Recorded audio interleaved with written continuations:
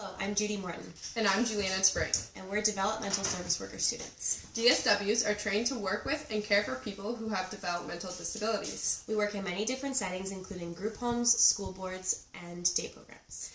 As part of our training, we are learning how to assist people who have dual diagnosis, which is a combination of a mental illness with a developmental disability.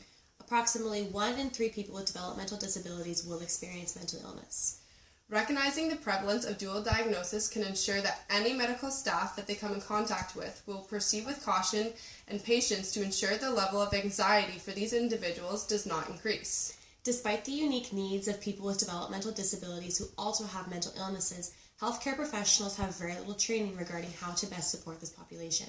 This is a problem because individuals struggling with dual diagnosis can easily be set off. With proper training, healthcare professionals will be equipped to de-escalate the situation with ease. As student nurses, you can also help solve this problem by educating yourself about how to recognize and respond to signs of mental illness among people who have developmental disabilities.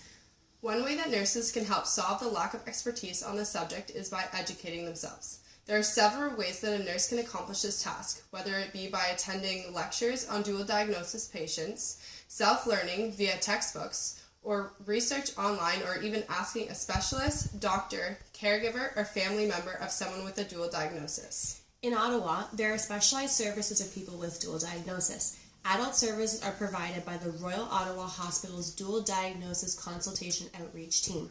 Child services are provided by the Children's Hospital of Eastern Ontario's Dual Diagnosis Services. Both services are best accessed through family physician referral. The most important thing to remember with regards to people with dual diagnosis is that they are people too.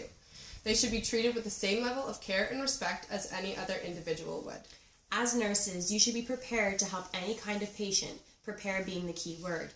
These cases may be more of a rarity, but it is important to be knowledgeable in case you ever have a patient of this nature. Right away, nurses can help out by educating themselves. Talking to the individual's caregiver is a great way to learn more about dual diagnosis. Ask about what treatments work, which ones have not, certain problems they may face, expected outcomes, what could cause a behavior, and how to deal with it. Most importantly, try talking to the individual themselves. They may have something to offer you in terms of understanding what they go through.